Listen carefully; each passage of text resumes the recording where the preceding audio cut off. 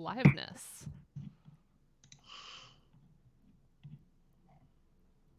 We are live in the flesh, in the computer. I'm excited. I feel like I'm oh, it's because you don't have headphones on. Oh yeah, sorry. Hello, friends. Welcome to the awkward self-congratulatory kudo stream. This is what we do. Kate had a conflict today, so you may have noticed this is not the AMS Ludomusicology study group. Kate will join us. I don't know. We're rescheduling because everybody loves Stardew, and we are excited to do that one when we do. But so to pivot today, I decided, and then asked Will if he would graciously join me, to do one of my favorite pieces I've ever worked on, which is my Cleopatra chapter from the Green Book, which is right here. Hello, Green Book. Music in the role-playing game. Edited by William Gibbons and Stephen Reale. And William Gibbons was available today.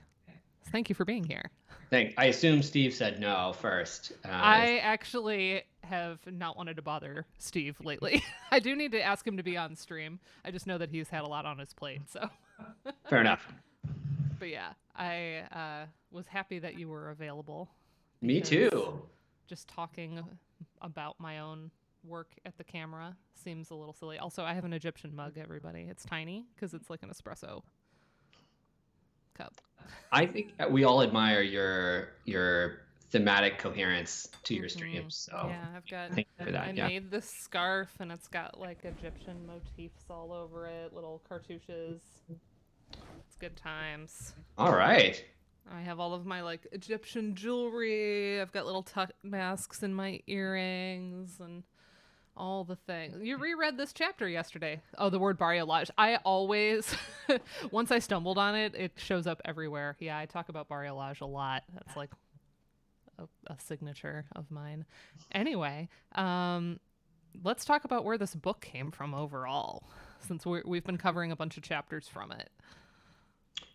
So how did you and Steve make this book happen? Great. So, well, this is in the Routledge Music and Screen Media series that has a lot of great books that focus on genre for film. And so this is what, Neil's Music in the Horror film was, I think, the first one, Neil Lerner. So good. And there have been just a stream of really fantastic books in the series. And this is the same one that did the Pink Book, the Music and Video Games Studying Play. From 2014, which back there somewhere. Yeah, right, exactly. Oh, and so it's the pink side, the one that's laying sideways on right. the top of everything. So I didn't file it back. Anyway. So I think, at a certain point, Steve and I thought, well, it's sort of weird that we're talking about game music as though it's a genre all its own. And what happens when we start talking about genre in game music? And RPGs, for a number of reasons, kind of suggested themselves as maybe the first volume to really think about genre in game music. And so it's kind of funny because Steve and I are huge nerds and big RPG gamers, and we know a lot of people, of course, who contributed to it, but we have very different tastes in RPGs. And so that's going to come up at some point because it definitely manifested in how we edited the different chapters. So as you may know, I'm a big JRPG gamer, and Steve just absolutely cordially loathes the genre as a whole. And so it sort of really interestingly shaped what we chose to work on and what chapters we got and that kind of thing. So yeah, absolutely. And having worked with you guys, I'm trying to remember, did you ask us to contribute? Was this one where I had to I feel like we were just texting and I sort of came up with this out of nowhere. Yeah, I think for the most part we were texting, and as I recall, Dana, you may recall differently, but I think we talked about Uematsu, and I think I was complaining about Final Fantasy being everywhere, even at that point, and you were like, well, what if we talk about Uematsu, but not Final Fantasy? And I was very much on that. And initially, I figured you were going to do his sort of post Final Fantasy work, more recent things or Blue Dragon or something like that, and then the Mistwalker games or something like that. And then you were like, no, like the early stuff, really early stuff. So this is one where I learned tremendous amount, which is some of my favorite stuff to edit because I just knew absolutely nothing about this game, didn't know it existed, and I learned just so much. It was so much fun because anyone that knows me for any length of time will eventually figure out that I am a huge Egypt nerd. I have been since I was a little kid. Actually, I think one of the gateways for me, there is a children's book called The Egypt Game by Zilpha Keatley Snyder, and it is about a bunch of kids that get interested, and they're like going to the library, they're researching stuff, but then they're like making costumes out of like toilet paper and cardboard, and then they find this abandoned lot, and they're like acting out rituals kind of their own invention, kind of based on the research that they're doing. And then there's like a mystery component. It's cute. It's a cute book. But I read that when I was like 9, maybe. It's like kind of middle elementary school, and I was really fascinated by it. So I kind of did the same thing, not really with the costume making, but I would just check out any book I could find on Egypt, and then came back to it like years later, realized in grad school, actually, oh my gosh, I have JSTOR access. What if I read like actual Egyptology? So every now and then I go and I actually download stuff from actual Egyptology journals. A lot of it's in French, which is always a slog for me because that's not my strongest language. Did you have I feel like there was a book that was kind of ubiquitous when I was a kid that was like it was basic intro to Egypt, and it had these like stamps, hieroglyph stamps. I had that. It was like yeah. a Met Museum. Yeah, exactly. Yes, I had, of course. I had. Did you have that too? Oh yeah, I absolutely did. Yeah. And I never actually, I don't think, learned anything concrete, but it was super cool. You would like stamp your name or whatever. So here's a nerdy digression, as if I need any more of those today. I was going to say, let's pivot away from the non-nerdy stuff and get in, yeah. I've only looked at Middle Kingdom hieroglyphs. One thing that's interesting about the hieroglyphic writing is because it's very formal. It's for like, state tombs and, official documents and things. So it actually remains linguistically quite stable over time. But anyway, Middle Kingdom's kind of what I focused on because that's where I found the textbooks. But anyway, the writing system consists of kind of 3 types. They're all pictograph writing, but there are, and this was one of the reasons that hieroglyphs were really hard to translate, and why the Rosetta Stone was such a huge moment which I mentioned later, Francois Champollion in 1822 finally figured out the connection between the Greek and the Demotic, which is like a later form of kind of like a shorthand Egyptian writing, and then was able to translate the hieroglyphs from that. Hieroglyphs are a problem because they were like, well, is it like kanji in Japanese, where it's like a picture is a word or the combinations make words, or is it more like an alphabetic system where you have to combine a bunch of things to make a word, but it's kind of sound based? And Egyptian actually has both. So it has uniliteral symbols, which are like the ones that would come in that stamp set, where it's only just like one letter. Then there's biliteral, where it's 2 sounds, and triliteral, and then there's the combinations of that end up making words. So that's why it was really complicated. Anyway. So Dana, you are first of all, I'm a little upset that you presented yourself as an expert on this in some way, and yet clearly you only Middle Kingdom. I thought, I think we're all embarrassed a little bit for you. If I were gonna get another like grad degree, if I could do one free, I would totally do like another PhD out at UCLA, study with Karakuni. Like I know exactly who I want my advisor to be. So the other thing that is interesting here is I think we can talk about this a lot, but you're hinting at one of the advantages and problems that occur when our nerd Venn diagrams overlap. Because I think many of us in this field have these other areas, right? And I have this early 20th century French part of my work, and I have other interests in this and that, and but very seldom do mine overlap, right? And so when they do, it's always a challenge for me, in fact, in some ways. And so what was it like for you? I guess I would ask, was it challenging to sort of come at this with this massive base knowledge? And I don't know, how was that?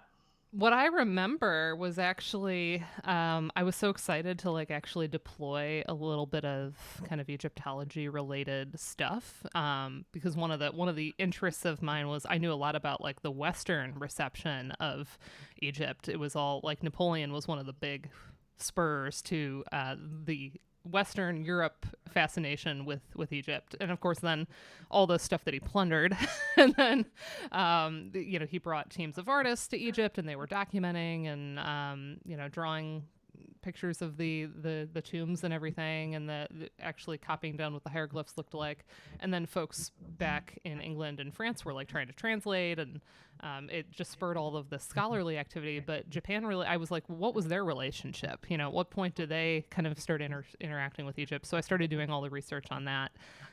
Just as kind of a side thing. And I do remember in one of my early drafts, Steve being like, okay, we get it. Like, you have a little bit too much, like, this is where you need to cut. Like, I had a lot more on that section. So it was really, as usual, I'm always trying to, like, triangulate too many different discourses in what I do. It always starts so simple. It starts with, like, I notice a thing happening in a music, right? And then I look for what discourses are like interesting or illuminating there, and sometimes it actually can make the music. I just finished a chapter on Dragon's Lair for my animation book, and the music itself, like at first glance, it didn't seem that interesting until I started thinking about it in terms of like the way that it is using like kind of chivalry and knights and fanfares and stuff to kind of gender the characters. And then I was like, oh, this actually opened up into a thing. But then it starts like snowballing where you're like, okay, now I need to look at medievalism, and now I need to look at I need to do so many things. And so that was kind of the problem here, where I was like, I want to do a deep dive on this score.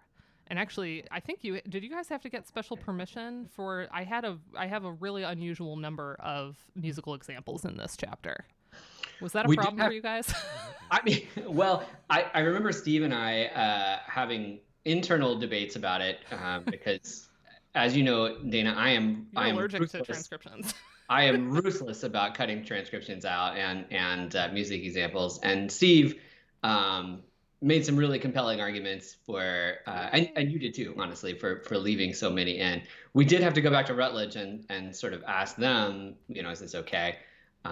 We did not ask anybody related to the game, if it was okay to have this many number of examples, because we were a little concerned about the response we might get. So, honestly, if you would even get one, it seems like that's. Well, I find, in general, this is a dangerous thing for me to say on here. It's way better to just not ask most of the time because they're not going to read this book and notice unless we draw attention to it. Mm-hmm. So, yep. And in general, I tried to not. Some of the loops were very short, where like the whole track is only a measure or two, but. There was the longer ones. I made sure that the actual musical example wasn't the entire thing as well. Yep. And I think there's very conscientious about it. I appreciate that. There's also something to be said here, where the idea was that this game, fun development as this went to print, a really good translation came out. But up until ROM hacking and all that stuff, there were abilities to do it in English. I played it in Japanese slowly. Partially just because the FDS is very slow. You have to flip the disc back and forth. It's a process. But I played it in Japanese, but I figured because of that, most folks here wouldn't know the game. They wouldn't have played it themselves. They wouldn't know the music. So that was kind of my main reason of like, well, I'm going to be talking about this. And this isn't like kind of the shorthand that you can do for a game that is much more accessible in the West. It became a little more accessible. Like, as it went to print, I think you sent me a note like, hey, did you see? I was like, of course this came out after I played through the whole thing. Anyway, so a lot of triangulation, a lot of special permissions here, because we know I love a transcription. I tried to make sure that they were all really relevant, and I was also interested in sort of like Egypt gets depicted in other games, but in much more like isolated, like there's a single level. Star Tropics 2 has like a Cleopatra quest where you have to fetch her a pizza, which is amusing. It's very Star Tropics. Hmm. But most games are not themed around it, and so my sort of thesis here was basically that this game is so intent on kind of the Egyptianness that other things you might expect to see in like a JRPG, like Ludo musically, in terms of how like a battle theme is structured, a victory fanfare, that all kind of gets pushed aside for the Egyptianness. I thought that was pretty interesting. So anyway, as if we weren't nerdy enough about language today, we get to be nerdy about the Japanese. And I'm really glad that Brooke is in chat. Hi, Brooke. Because Brooke kind of answered to something that had been bothering me since I started this. And it kind of shows, again, that all the work we do is kind of a living entity. And yes, it's out in print. So the game title here is given in the Japanese. I had seen it translated as Cleopatra no Maho, or in English, Cursed Treasure of Cleopatra. Came out in 1987. It was JRPG scored by Nobuo Uematsu. And I ended up calling it Cleopatra no Takara in the chapter. So why did I do that? Should I have done that? Do I regret it now? It all started because I wanted to know the literal translation of just the kanji at the end. So the opening part here, the kind of spiky looking pieces, this is in katakana, which is kind of used for writing loan words. So Cleopatra, so that's just Cleopatra written out in Japanese. The swirly is the no in hiragana, which is it's also a syllable-based system for kind of writing out Japanese words. And the no here is kind of akin to like a possessive apostrophe. So it's Cleopatra's blank. So then I was like, okay, what is the actual translation of this kanji? When I looked up Cleopatra no Maho, though, the word that came up is this first one here. And okay, good, my cursor is being captured. So you may notice the first symbol was the same, but the second one wasn't. And so that was a problem for me anyway, where I was like, wait, this doesn't match. What's happening? So the ma part of it on its own, if it's not combined, just means demon, evil, spirit, evil influence. The ho here on its own means like a law, act, or principle. So maho here is kind of like an evil law, sorcery, witchcraft, that kind of a thing. This one here is Takara, and that means treasure. So if we're calling it in English Cleopatra's Cursed Treasure, Matakara makes sense. Brooke, though, I emailed because I'm like, this has bothered me ever since. And Brooke basically said the Maho is a really common word for magic. And you can correct me, Brooke, if I'm misquoting you. I have the email up on my phone to kind of remember here. So Maho is a really common word for magic. The kind of Matakara can be pronounced either way. It can be Matakara and it can be Maho. And Maho is usually the pronunciation when it's combined with other words. So it could be pronounced Maho, but without the kanji pictographs, it would be hard to know if the word meant magic or cursed treasure. Does that make sense, everyone? It's complicated.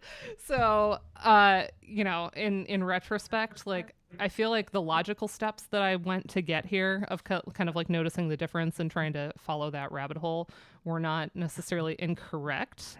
That said, for like discoverability, when I think about like search engine optimization types things, I probably should have just gone with Maho, because then if somebody's interested in this game, my publication has a different name. Anyway. No, but I think you raised some really interesting issues there where, we don't normally think about this being a problem. And I think even in musicology, I remember as a, grad student in musicology, you would read these like arguments where these long dead musicologists would agonize over how to translate some German word into English, or, and you just think, oh, who cares? Oh my God. And but you sort of raise an issue about the sort of modern salience of some of these same questions, right, that we don't normally think about. So I appreciate you walking us through the sort of necessarily convoluted process that goes into like even thinking about what to call a game. Yeah, it seems so simple, and it led me down this whole process, and like kind of lost sleep over it. Like I have a minor an undergraduate minor in Japanese. I am by no means like an expert in the language. You know, I think by the time I finished all of my coursework in it, I was reading it like maybe a first grade level. So like that, just to put that in context. And as anyone who studies Japanese knows, like if it's all written out in the syllable system, if it's all katakana and hiragana, that's a lot easier. It's learning all of the kanji combinations. That's what takes like most of your education, is just like figuring out all of those combinations. So it's like I had a good grasp of like kind of the grammar as it's written. I will say in this game itself, though, I didn't have too big of an issue playing it in Japanese because the character set on the Famicom and these early games, they tend to not use any kanji other than in the title screen here. So it was very playable because it was I think it was all kana, or if it had kanji, it was like only a few things, which makes sense. You know, to have a kind of a compact character system that you use. So I didn't really have an issue with like having to, let me go translate every single line here. And with it being a JRPG, you know, when you get into a fight, it's the same commands every time. So there's a bit of repetition where you can kind of keep with it, and only have to kind of translate the moments where something special pops up. But yeah, it was a fun one. Well, I would say thanks, you know, on my own behalf and on a lot of our behalves. I think thanks to you and others like Brooke, who are really doing this intense labor of translation where many of us just don't have that skill set. So it's really crucial foundational work. So thanks for taking the time to do that. I try to be humble about it too, because like I don't consider myself fluent in anything. Other than English and I was like gonna say, you probably do music. okay. I'm fluent in Western notation. Those are my languages. Beyond that, it's all I've always had a love of language, so it's interesting to me to get into some of the like how do we translate things and why, and yeah. And that's also where like Egyptian is really interesting to me, because it kind of reminds me of my Japanese study too, with the way that the words are constructed and all of that. So here's our title screen. Isn't it cute? It's got two little eyes of Horus there in the ma, which if we go back, it kind of makes sense based on the little symbols. They're kind of tiny, but to turn those into eyes of Horus, I thought was so cute. And when we start the game, and let me see if I can do this really quick, because I actually had RetroArch configured. So I just need to find it on here.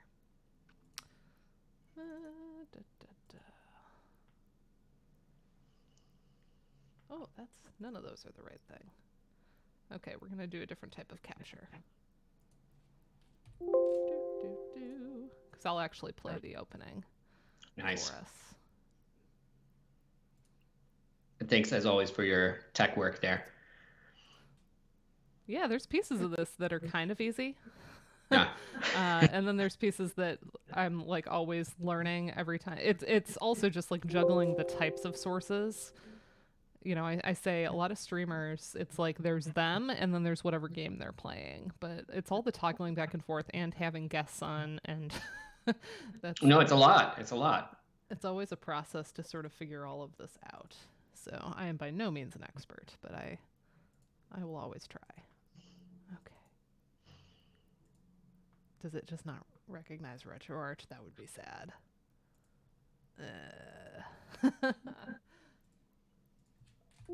If not, I can just play the track, but you're greeted by that lovely screen. Okay. Well, I do have the audio pulled, so we can we can listen to it with my transcription, at least a little bit. So here is a little bit of what we're greeted with when we get the game started.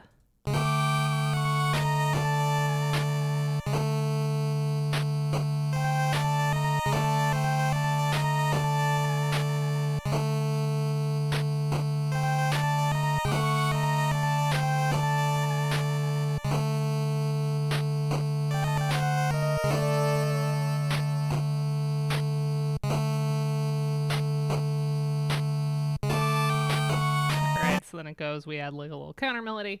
I could almost ask the chat, what are the exoticisms that we hear in this example, class? It was just right off the bat. It's like it's so many different things that we can list, right? We have droned open fifths in the lower voices. We have chromatic grace note appoggiaturas from below on those, so it kind of slides in these little wah. The emphasis on descending melodic patterns. There's a triplet flourish decorating the melody, so ornamentation. There's a lot of augmented seconds all over the place. So right off the bat, it's like, yeah, all the exoticisms, just all at once. In case it wasn't clear that this game is set in Egypt, I think this would give folks a pretty good sense that it is. So all the transcriptions in the chapter are my own. All the track titles are also my own invention because there's not an OST for this. I just kind of described where the track appears, so they're not like cute titles. They're just like battle theme or whatever. So. You could have been a little poetic with it if you wanted, I think. I could have been, but I got away with some things in terms of the language in other places. There were spots where I really thought you and Steve were going to be like, okay, cool it. And I think there were at least a few, but there were quite a few that I felt were like really my own voice that like slipped through. And as I read back, I'm like, how did I get away with like that extended like mummy metaphor at the one point where I'm describing the exoticism being cut from whole cloth, and then I compare that to like mummy wrappings. Like, this was unnecessary, but I still smile. I will take a strong literary device in a chapter any day. Yeah. It's, sometimes you just gotta alliterate, or you just gotta jump into it. So this game was released July 24th, 1987, 5 months before Final Fantasy. So hence the title of the chapter, The Penultimate Fantasy. Get it? Second to the final. I remember when I found the title kind of in process. It was not something that I had before I started the work on it. And I remember giggling like for a long time to myself, and then texting you and texting Steve about how pleased I was with myself about this. And then I don't know if it was you or him or both were like, yeah, you're very clever. Get your rewrites done. That does sound like us. Yes, no, it was very good. And it was one of those where, I think sometimes, I don't know, I'm probably guilty of this, where you write a chapter solely based on the fact that you came up with a clever title and then you need a justification to publish it somewhere. And then, but this one, I do remember it coming up sort of organically, and it was sort of like Untitled game. Cleopatra. Yeah, exactly. Untitled Egypt game. Yeah. I guess it would be an ibis if we're talking about instead of a goose. Oh, that's right. That would be the Egyptian version. Untitled ibis game. I would do that. Oh, I would play that. Play the heck out of that. So anyway, even though this is pretty early in the, I mean, it's not early in terms of all of video gaming, but it is, an 8-bit console, pretty early to RPG history. It's already conforming to some standard JRPG elements. We have turn-based combat. It awards golden experience. We have gradual increase of defense and offense skills through leveling up. We have the ability to equip items and weapons, and so it has like a lot of these things in place already. The plot is that Daisuke Kusano, a young boy, decides to spend his summer vacation visiting his archaeologist father in Alexandria, and while the two are excavating, evil spirits kidnap his dad, and Daisuke must locate a magical artifact called the Tears of Isis to summon Cleopatra's ghost and plead for his father's life. So very relatable, highly relatable story. Highly relatable. Who among us has not had this experience? Pleading with Cleopatra for our fathers. Mm-hmm. Please give Dad back. You had to bring a pizza, I assume. Yeah. You have to bring her a pizza. That's the other game. But anyway, which brings me to my thesis. What I decided. Hello, Florida woman sighting. Yeah, Julianne is settling into Florida.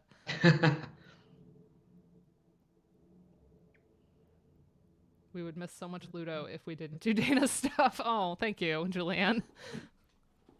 I feel like I haven't published at all. Like, I feel like I've been like on a very like slow research kick for like 2 years, and it's mostly pandemic. It's partially having a kid.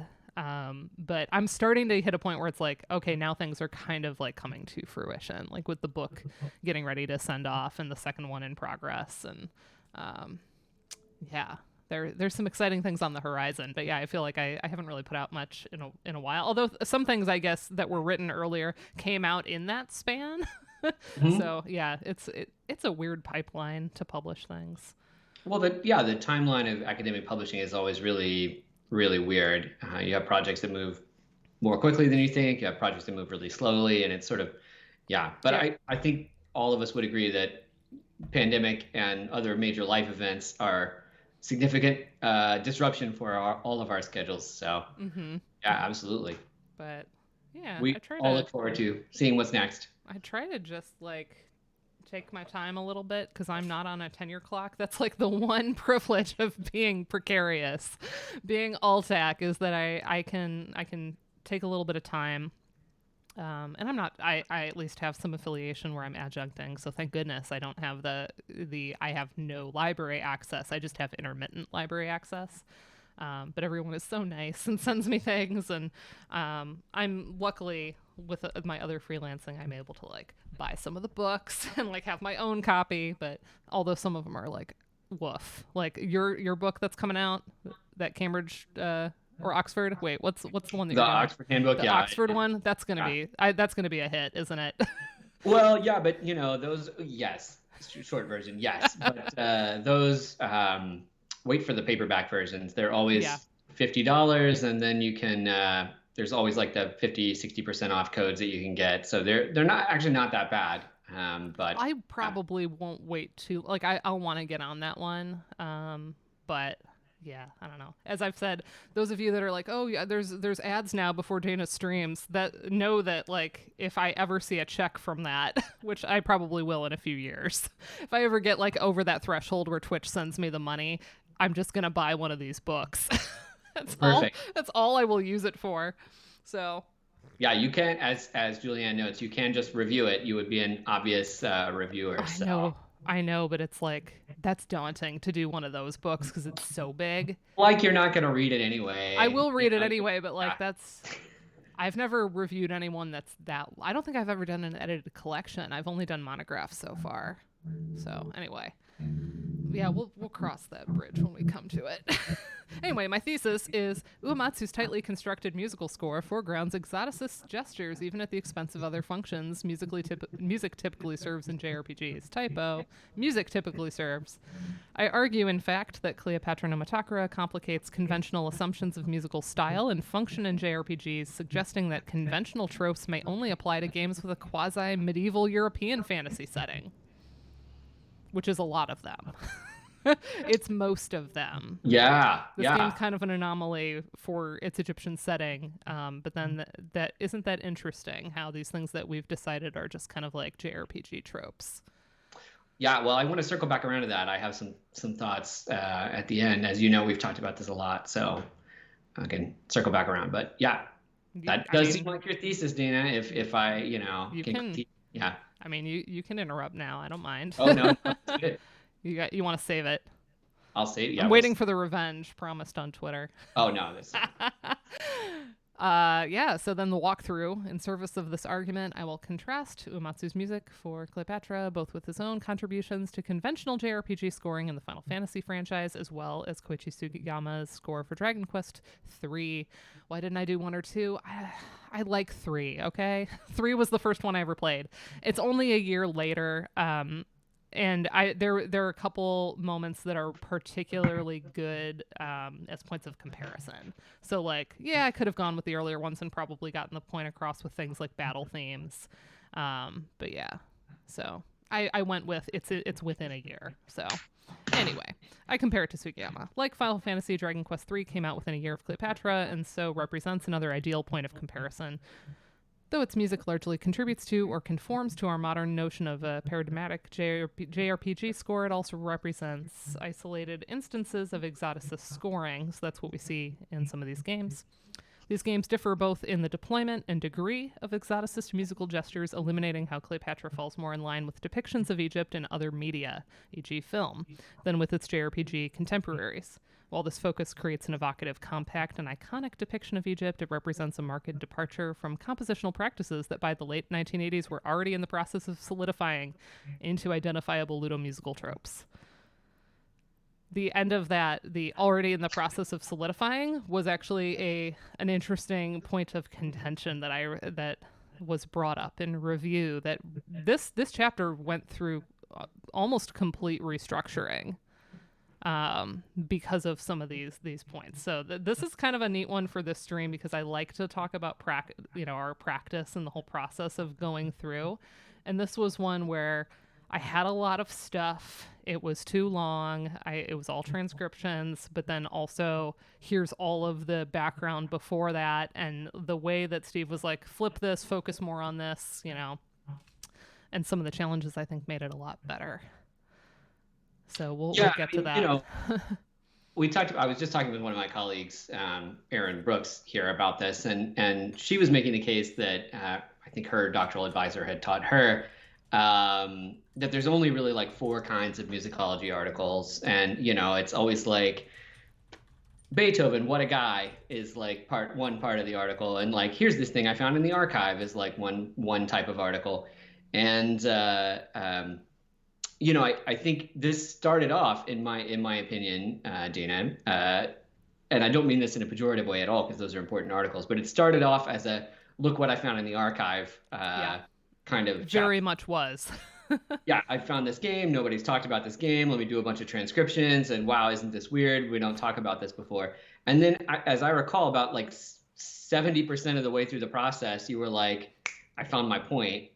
And now I got to go back and like rewrite the whole thing, because I finally found, I didn't finally find it. That again sounds pejorative, but like you discovered that the argument you actually wanted to make was kind of buried underneath all that. And you kind of had to redig. There's an Egypt metaphor in there somewhere, but you had to sort of archaeologically excavate at this point, and then restructure. Yeah, so that was we've all, I think many of us have probably had that same experience. So it was kind of interesting to see it. Yeah, well, the exoticism being the crux of the whole score on its own, like, wasn't interesting until I put it in conversation with other JRPGs and went, wait a minute, some of these things aren't behaving the way you might expect them to.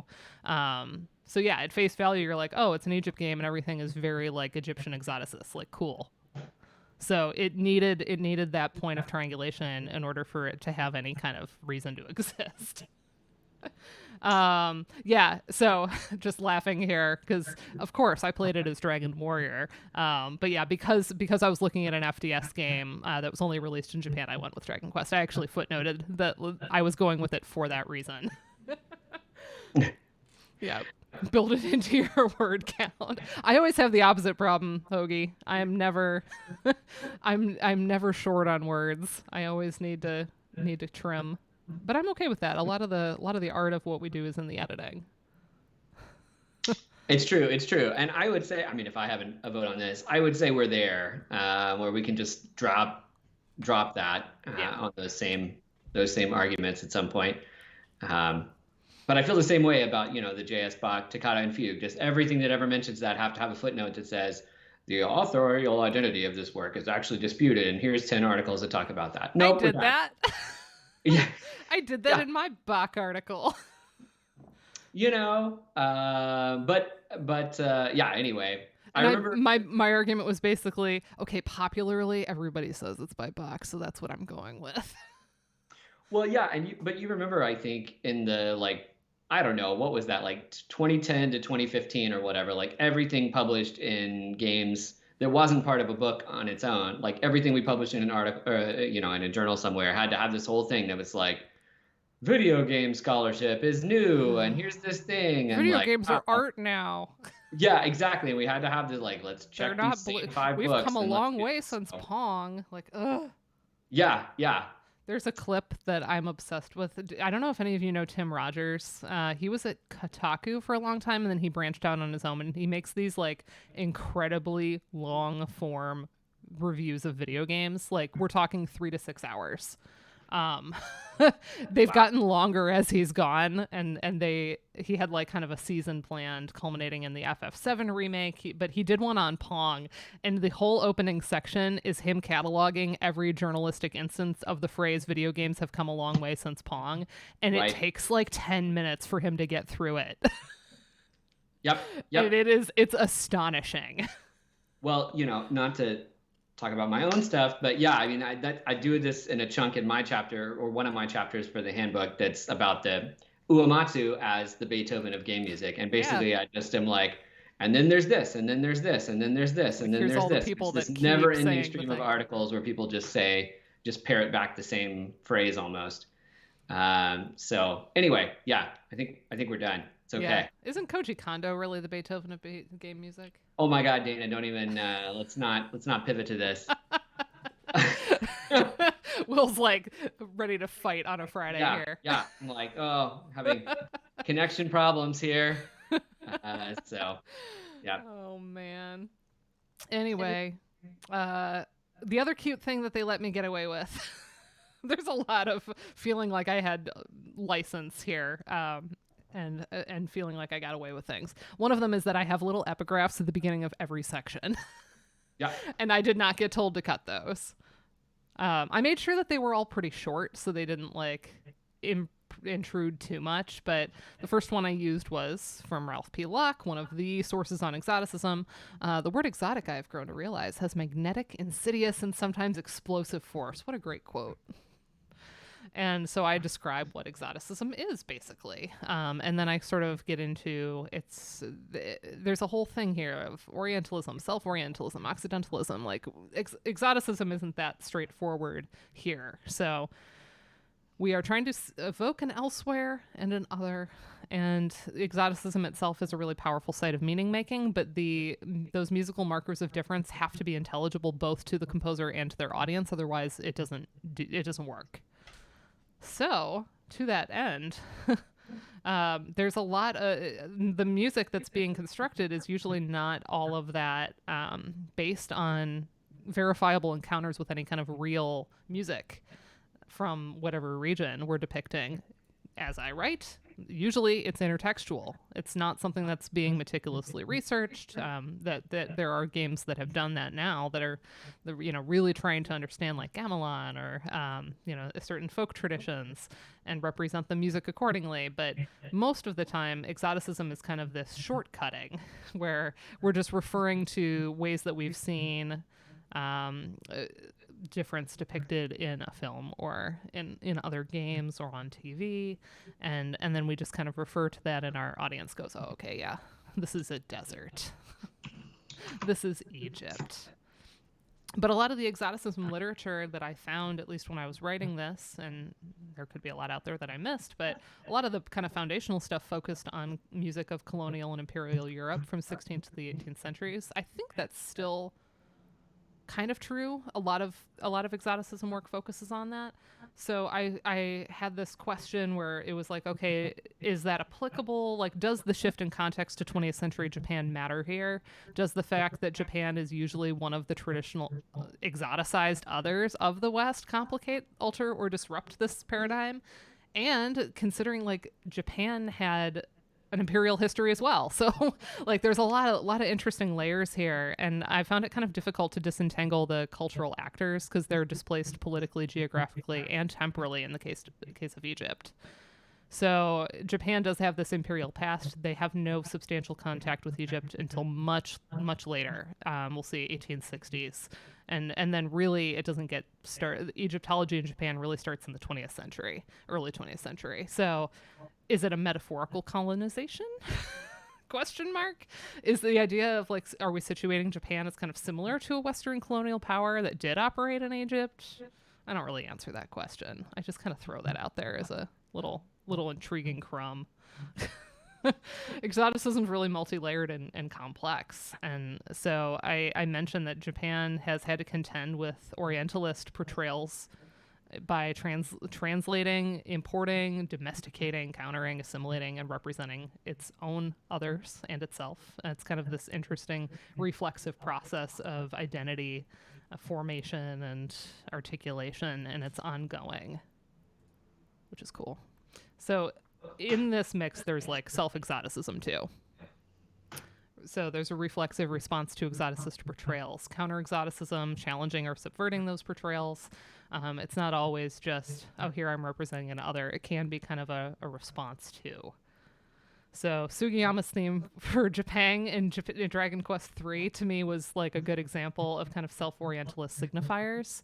So we'll listen to it, but it's got pentatonic hued melody, augmented intervals, ostinato impulse 2, repetitive rhythms, and then the track is really differentiated from the rest of the score that doesn't really sound like this. And again, that's why I went with 3, because it had this one and it has a pyramid dungeon, as we'll see later. So here's a little bit of this one.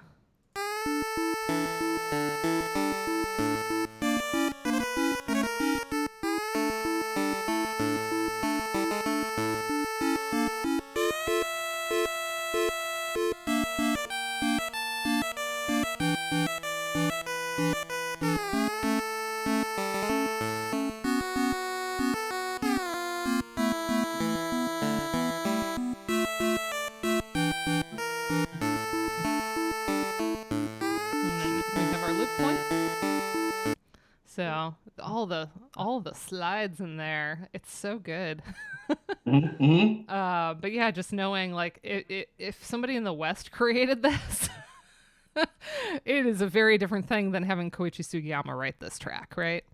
So Yeah, and I'm reminded of Yoko Shimomura talks about this with the score for Street Fighter 2, I think, where she talks about making the Japan stage and just like going absolutely overboard in this kind of like vaguely Copeland-esque way of like, let me like latch onto these couple of things that we think are like Japanese or American or whatever, and just like blowing them up, turning them up to 11, and I think she talks about how they would just laugh about how absolutely over the top they were about that, the score. So, yeah. So I imagine it's kind of a similar thing here. And in that score, it's because they're doing it everywhere else too, right? Exactly. It's like everyone's dialed up to 11. Here it's just like kind of an interesting moment in a game that is generally kind of gives you that like Western European medieval setting. So I remember as a kid being like, this track is really interesting.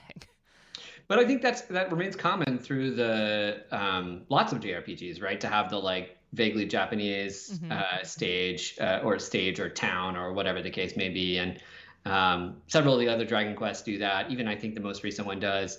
Some of the Tales games have Motoi Sakuraba's scores have this sort of like vaguely Japanese town to them or area to the world. So I think it is kind of interesting how that happens. Yeah. I would argue that is kind of like it's a moment where you can engage in this like counter exoticism or kind of self exoticism, kind of like a wink to there's a recognition of how this has been depicted. Yep. Or even Fable and FF4, exactly. Right, Breath of the Wild, even I would say. I was gonna say Kakariko. Right off the bat, you're like, oh, cool. This is not how this location has been depicted in other Zelda games either. Right. Yeah. Oh, love it. Yeah, there's like an over-the-top spectacle to it. So I just felt that was important to kind of note that's a piece of this puzzle too, that like exoticism ends up being really broad because it is all of the others. And then because the musical literature talks about how it's actually a very relatively small number of gestures that aren't very differentiated for the different cultures. So like augmented seconds can be, Egypt, but also Japan. And so that's what's kind of interesting is that it has to like paint so much with such a broad brush. So it was interesting to have this kind of point of this counter exoticism idea. So then I get to Egyptomania in the West in Japan. This was the section that I had to really cut because I had too much. It was fascinating, but I had too much. And here I loved, this is Mitsuhiro Yoshimoto's The Difficulty of Being Radical, the Discipline of Film Studies, and the Post-Colonial World Order. Great article. Says the other cannot be misrepresented since it is always already a misrepresentation. I thought that was so great. So The musical gestures here are ultimately stereotypes. They are inventions that try to distill and recreate the emotional experience evoked by coming into contact with ancient Egyptian artifacts, settings, and stories. So, we're kind of representing the unknowable, the lost. There is no notation that survives from ancient Egypt, musical. We have instruments depicted on tomb paintings, and we have I think we have a few things that have survived enough, in the archaeological record where we're like, oh, okay, we have certain instruments, but we don't really have a lot of a sense of musical sound, and this is a problem we have on a lot of early musics until Greece, really. And even then, we know that those reconstructions can be very, very different from one another, depending on how we're interpreting what little we do have available to us. So we have song forms, we have lyrics. So we know of like hymns to the gods and things like that. There's a really beautiful one. There's like a hymn to Aten, the sun. That's really, really beautifully done. So we do have stuff like that survived, but that's it. So if we're going to do music, well, what are we going to make it sound like? And what is kind of an unfortunate fact in Egypt in general is that we often ignore the country's modern inhabitants, or we just completely conflate the modern and the ancient and just act like there has been no change. And there's been a lot of change in that region. A lot. So hello to any of my future students that I assign this VOD to. Oh, I like that you're burying extra credit in my stream here. Killer. Oh, cool. I just ruined it by talking about it, though. Whoops. Anyway, Western Egyptomania kicks into high gear. I mentioned Napoleon. So he had an African campaign, 1798 to 99, and then brings all this plunders, really, all of this stuff, brings it back, but also documented whatever they couldn't bring back that was still standing.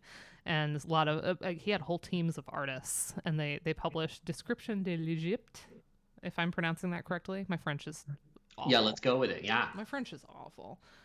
But they published that. It had a ton of gorgeous illustrations, and so that was a big text that was getting sent back and forth. And yeah, then we get a huge interest in Egyptology. 1822, Jean-François Champollion deciphers the hieroglyphic text of the Rosetta Stone. And I kind of mentioned earlier how he did that. He's triangulating the Greek, the Demotic, and the hieroglyphs, and then kind of had this moment of inspiration. There's some really interesting books. He was actually in a race against a British dude, and they were neck and neck for a long time. And Champollion actually had he ended up teaching himself Coptic, modern, kind of a more modern Egyptian, because he wondered if there were links there, and that ended up being really useful. He was very multilingual, and that was a big part of why he was able to kind of crack the code and decipher it. And it's interesting that anytime that we've had a huge surge of Egypt interest, it's because of a major discovery like that. So in the 1820s, in the fashion, there's a lot of like decorative arts. You start seeing Egyptian motifs depicted. And Egyptian gets kind of conflated with like Turkish and other things, but you start seeing it a lot. Same thing happens 100 years later when Howard Carter discovers Tut's tomb. So there's the Egyptian revival in the 20s where there's a lot of like Art Deco conflation with like Egyptian symbols and stuff. So really neat. I did a lot of reading on like Egyptian revival and fashion that did not need to go into this chapter. But I think it's really interesting. Actually, all the jewelry I'm wearing is from that era. So little pieces. But in Japan, we don't have it quite as early. 1863 is our first major point of contact with Egypt. The Tokugawa shogunate sent an ambassadorial delegation to Europe and Egypt. And there's this awesome photo that was in the public domain, by Antonio Beato of samurai warriors in front of the Sphinx. I mean, look at that. That's just like, that is the best image. I love it. Yeah, it is one of those shocking historical images that puts your worldview in sort of a challenge. Yeah, absolutely. Yeah, I love it. And then, as I mentioned, the Japanese Egyptology really gets started early 20th century.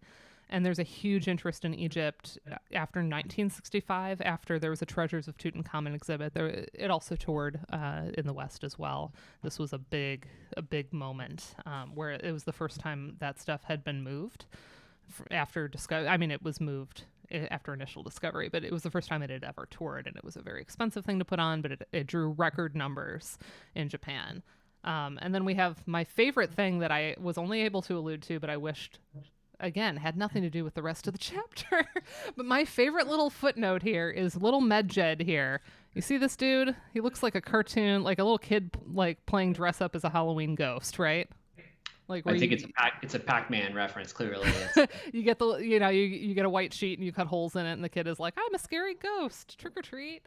Medjed here. He's in the one papyrus, the Greenfield papyrus, which was part of this exhibit. And the Greenfield papyrus contains part of the Book of the Dead, but it has some unique surviving chapters that we don't have in other copies of the Book of the Dead. So there is one literary reference to this dude and one picture, basically. I think there's two pictures, but this is one of them. And if I remember, and I didn't look this up, but if I remember the line, it is, "I know of one of the house of Osiris who shoots with one eye yet remains unseen." So he's kind of a minor god of the underworld who has like a laser eye that he judges you with, but he's invisible. So hence we have like a ghost depicted here. And there is like a really fascinating obsession with him in Japan, where you can find little like comics that depict Medjed. He's in like there was a visual novel that I saw that came out where you're dating like mythological figures, and Medjed is one of them. Yeah, he has eyebrows. He has very sassy eyebrows. And I ended up, when this chapter finally went to print, I bought myself a little pin of Medjed, and I wear him on my jean jacket. So this was totally unnecessary. I just really wanted you all to hear about Medjed and how cute he is. But how that's a uniquely Japanese Egyptomania. Like no one over here has latched onto that image and then recreated it. You can go on Etsy and look for Medjed, and you'll see a lot of stuff coming out of Japan. It's awesome. So fun fact of the day. So then we get to Egypt specifically, and this is kind of where I get into the nuts and bolts of the actual things. Oh, I took out the slide. Oh, let me read since I mentioned it earlier. This was one of the moments where I was like, listen, I just liked this sentence, and I was surprised they let me keep it. It was, "Whereas many of the complicated webs of meaning in the field arise from claims of inauthenticity, of imagination that creates images without fidelity to the truth of a particular musical culture, representation of ancient Egypt is by necessity cut from whole cloth, whether the diaphanous and transparent linen of court dress depicted in tomb paintings, or the opaque, resinous, protective gauze that wrapped Egypt's deceased." So that was so unnecessary, and y'all let me keep it anyway. Well, we did cut out a lot of things. No, but that actually is great. That's good musicology, Dana. That's like, yeah, it's like literary. It's eloquent. It's fantastic. It's good. It's nice when you have people that let you get away with stuff. Well, I'm just gonna like pick on it. Like I think we have to get away from like, I don't know, this is like big picture stuff. That's second level readership stuff, Dana, right? You're not writing for the factual content of the article. You're writing to make a literary, enjoyable storytelling experience, which is like, that's what it's about. And sometimes it's not. Sometimes it's not about that. So, well, yeah. It's nice when we don't get any like hint of somebody's individual authorial voice squashed, because that happens. So that's one thing I really appreciated from you two, that even when you were like, hey, completely restructure some things here, redo this, it ended up not taking out some of those moments. So those were allowed to kind of peek through and be me. And it's hard to do that sometimes. It's very easy to kind of run off with the cutesy stuff. Unfortunately, we have to read the things that people write. I do try to leave little Easter eggs in like footnotes and stuff. I had the one like quick reference to Medjed without all of the stuff about it, because there was just no justification for that. That is true. Yeah, we did, and we were a little bit ruthless, Dana, That's fine. and yeah, as I recall. So I sorry. don't disagree. Yeah, and sometimes it takes someone else, I think, to be like, "This is amazing and a great thing for somewhere else that's not this thing right now." I'm sure you're encountering the same thing in editing a lot. Yeah, I think that sometimes you're just like, the interesting thing isn't the thing you think is the interesting thing. Like, actually play this up. This is what you stumbled on, something really unique here. You might not have focused much on it, but it's cool. And at the same time, you want to make sure that, you aren't just quashing them into what you would have written. And Yeah, that's important, that you are like making it a relationship and a conversation. And I felt like it very much was with both, like, because very different opinions, sometimes you two disagreed on stuff, and you sort of said, like, you get to kind of also be an active part in negotiating those tensions. Like, if we disagree, what do you think? So I thought that was a really, really nice process. Lisa and I, like, weirdly, I'm trying to think if there almost nothing where I disagreed with her on the interpretation of where something should go. It was like we were weirdly in sync, but we really did try to have like a conversation with people in our process. So hopefully anything else I edit will be like that. But it was a good model, learning from you two, sort of a good way to approach editing. yeah. It's good. And, sometimes it's, again, we talked about this at the beginning, but I think the more you know about something, sometimes the harder it is to be concise about it. Mm-hmm. And so, yeah, it's like whenever I ask someone, I live in a very small town in upstate New York, and I'll ask someone for directions, and the first thing they say is like, oh, well, you take, 2 blocks north, and then you turn left at the Jeffers house. And well, the Jeffers, them, they lived at the farm, blah, blah, blah, blah. And Mrs. Jeffers lived at blah, blah, blah. And Mr. And Jeffers, you've already he forgotten the worked turn. from here. And I'm like, this is not relevant information. It's all really interesting. I'm learning a lot, but it's not, I just want to know how to get to the restaurant, And I think there's yeah. we've talked about this too. There's anxiety about, like, you don't want to be accused of not having the due diligence. Like, I promise I read all of the things. Like, Yeah, and that goes to the point earlier where I think at a certain point you just have to, we collectively, all of us, just have to let go and be like, I don't care whether you think I've read these books or not. I don't need at a certain point to prove myself as a scholar, right? And I think I would agree very much that you are certainly at that point. And so, yeah, I mean, who cares? it's just like, again, it's the Kudo vibe. I'm like, I want to give credit to all the cool stuff I found, right? But you're like, at some point you run out of room. And you also, I had this problem with my dissertation where Arvid was always like, you need to cut down some of your quotes. Like, you want to quote everybody, you need more of you. And that can be kind of like summarizing the content. Only keep it if you can't live without it, right? If, like, just the phrasing is so beautiful and unique, and you really can't convey it any better yourself. But that's so hard to learn. It is very, I would say that's like a part of like learning how to do this, is you do have to kind of pull from everybody else and build on that, and you have to transition from, let me just like quote into what is my actual thread under all of that. Yeah, we 100%. never have room. We never have room. Whenever my students have to do literature review, and they have to ask questions of the, like, hypothetically, if you were going to ask the author, a lot of them say, well, why didn't you look at XYZ? So we talk about that. I'm like, man, some of these word counts are not going to allow you to talk about XYZ, or to set up, well, what does every other game in the genre do? Oh, come on. Like, Oh, right. Who has the space to write that? Almost no one. So. Yep. So now we get to the fun part, the meat. We've already alluded to it because we've seen a couple of musical examples already. Timothy D. Taylor has a really good list, and this is just some of them. There's a lot. All these lists I'm excerpting. So here from Beyond Exoticism, can't talk, Western music in the world. Some of the big exoticist signifiers are chromaticism, dissonance, avoidance of a tonal center, lack of goal orientation, metrical changes or ambiguity in hemiola, and that these devices are largely interchangeable. So again, can represent kind of any non-Western culture, and a lot of the other elements in the context can help direct that. So, it can be Japan or it can be Egypt, and you're going to see that in the graphics and the plot and everything else.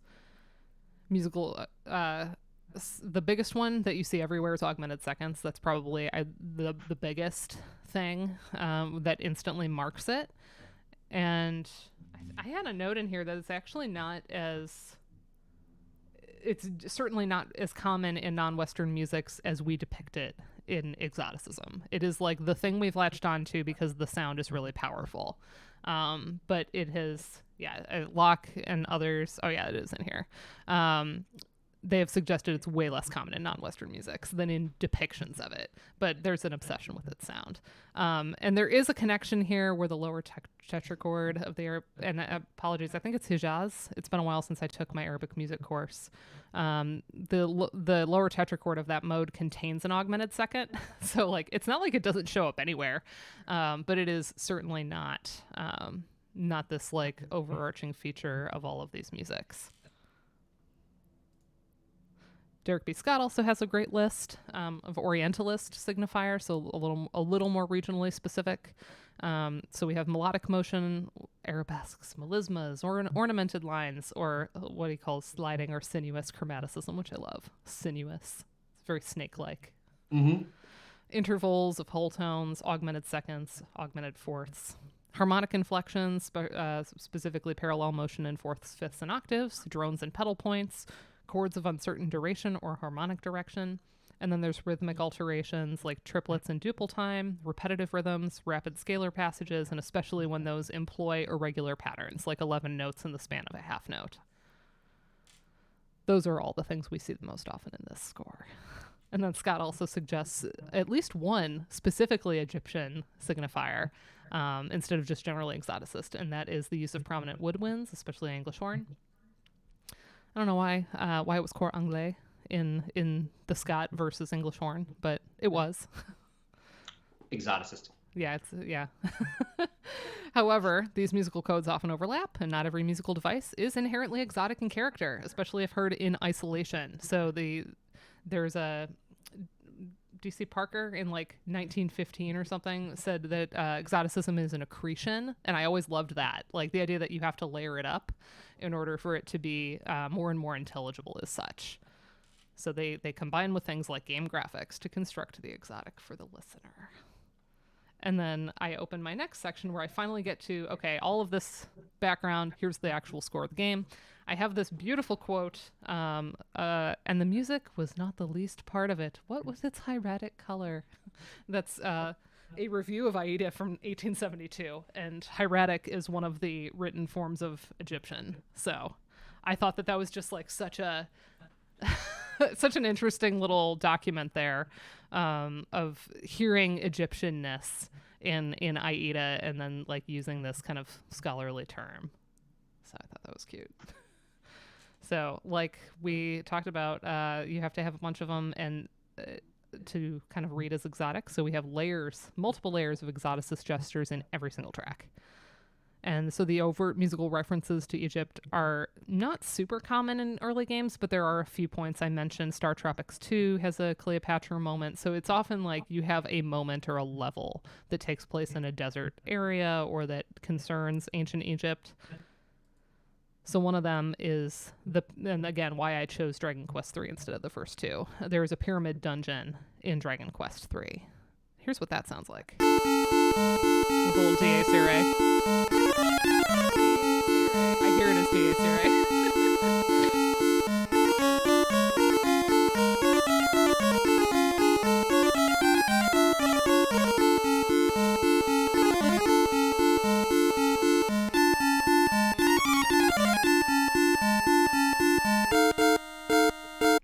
So a lot of the things there, right? We have the augmented seconds, we have the septuplet groupings, we have the kind of drone happening by the unchanging triangle wave pattern here, the little like kind of ornamented lines on the descending scalar figures, kind of these rapid scale paths, all the things we saw in the Scott.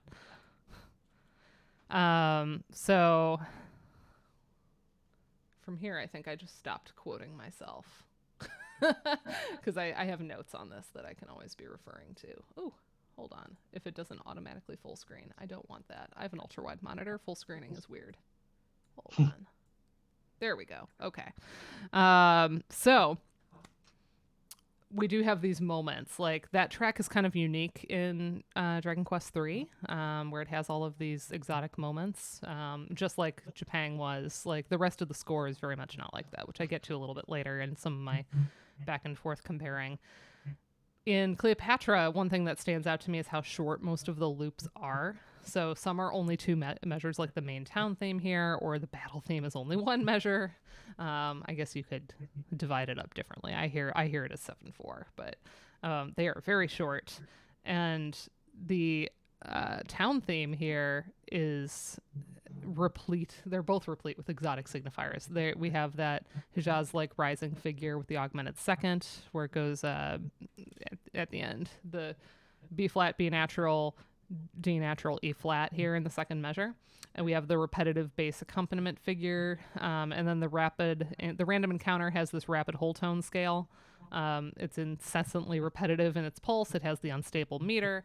And these are some of the things you're hearing a lot early on in the game, because you're kind of in the town and you're fighting to get strong enough to actually do the dungeon.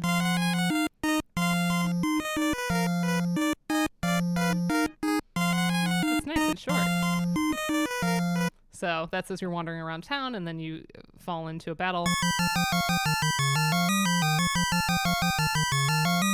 And that just goes on. And some of the battles are kind of long before you get strong enough. So that's such a tremendously prog rock battle theme. I feel like the 7/4 really in highlights particular, that, yeah. like, yeah, the whole town. Yeah, exactly. It just feels very yeah. Anyway. Yeah. And it just goes to show you, it's like it becomes more Egypt than prog rock because of everything else that's surrounding it. Right. Oh yeah, in the context. Yeah, absolutely. What else do we have? The shop theme. We have this kind of trill-like quintuplet continuously outlining a mordant-like figure, and a quirky plotting bass line outlining a perfect fifth followed by a tritone. This one's kind of fun.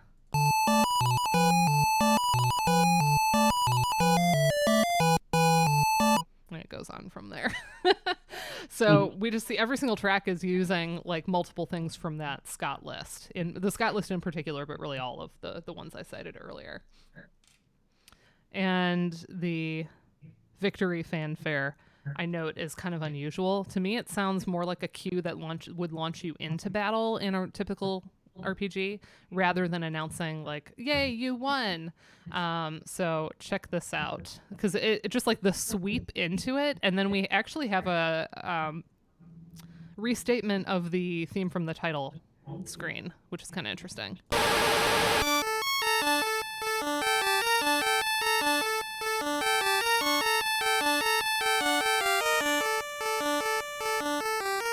Like, to me, that doesn't sound like a victory fanfare. Am I wrong?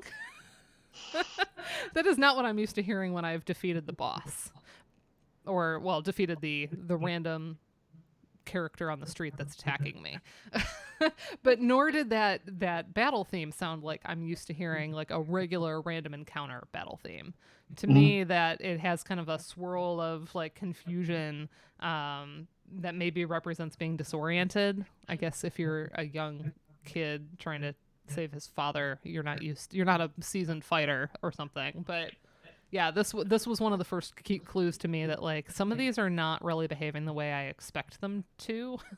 They aren't sounding what I would expect. So that was a seed. And the first several hours, those are the only 4 themes you're gonna hear. So I point out that this repetition emphasizes the musical markers of exoticism in the score, perhaps at the expense of other musical functions that these tracks might perform. So the random encounter that we just saw compared to like what I would consider a kind of classic battle theme. And again, I just liked the 1 and 3. It's no hate to 1 and 2, but I particularly like the battle theme in Dragon Quest III.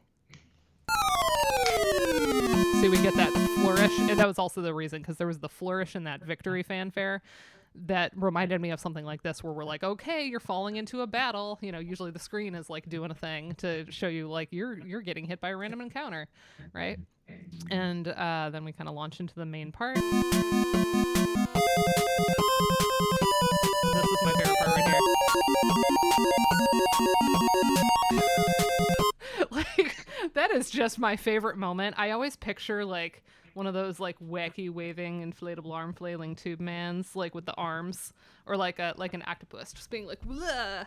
I gotta say, yeah, Dana, if somebody held a gun to my head and told me to do a transcription of that part, it would just say noodling.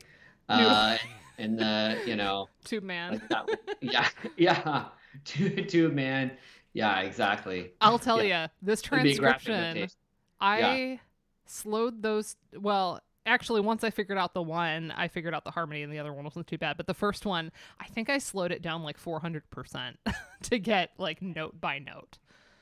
Figuring out it was a sextuple, it wasn't too bad, but then like doing it quickly enough was a pain. And then same thing with the even the descending figure, like making sure, is that a true chromatic? Do we skip ever? Like there are moments like that to kind of check against. That was one. I'm not even sure I perceive them as pitches in that way. Anyway. Yeah, it's like almost computery. I love it. Yeah, I was gonna say we're gonna get into a whole transcription argument, and I don't want to get into that, but yeah, go next slide. So I say, okay, we know this. JRPG towns are generally safe. They're generally free from random encounters. It's usually on a world map that you're encountering enemies. So the music is generally about safety, comfort. It's tonally stable. Here's the list, right? It's tonally stable. It's in major keys. It's stepwise motion. It has pleasing melodic contours. Some JRPGs do have unsafe towns, but it's usually introduced after you've created the expectation that the town is safe. So we experience the establishing expectation of towns as safe in the game. The unsafe towns are often marked off musically and graphically. So I think of Zozo in Final Fantasy VI, even though that's later. You get there, it's raining, it's dark, it's dirty, you've got that kind of fun shuffle boogie going on, and instantly you're like, oh, this is not like a normal town, right? But this game, right off the bat, we have an unsafe town, and it's the only town we go to. It's Alexandria, apparently. So just to compare that sort of town, like, let me jump back. Where was our town theme? So just a reminder, here was our town theme.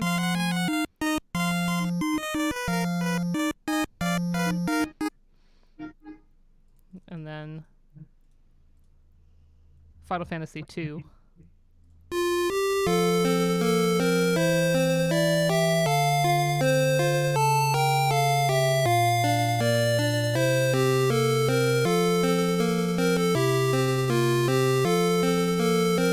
I mean, it doesn't get more town theme than that, right?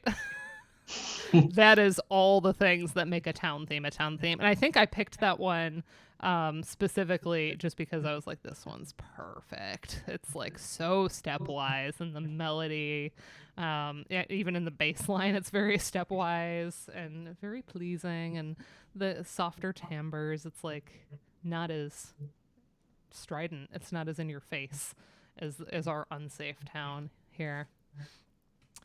So this is one of my big claims, and this was where I did get some pushback, and I had to think through more a little bit what I wanted to say here. I welcome everybody's thoughts on this. I say, although there are unsafe towns in JRPGs, again, they're usually delineated with music and graphics and only appear after hours of play and experiences with safe villages. I'm arguing basically this game is kind of immediately subverting genre expectations right out, where there hadn't been that many games yet coming out. By having Cleopatra's only town be unsafe right out of the gate. I say these initial musical moments, as well as the gameplay, eschew typical JRPG tropes in service of depicting this Egyptian adventure as dangerous, mysterious, unpredictable, unlike anything else the player has known. And I remember Steve in particular gave me pushback on this. Maybe both of you, but Steve, I remember bringing it up. Basically, like, how strongly could I claim that there was any foundation yet by 1987? He said, yes, these are genre conventions, but, like, are you being anachronistic here? Maybe opening up the possibility that they just hadn't solidified yet. Not that this game is purposely avoiding those conventions, which I was like, that's fair. That's totally fair.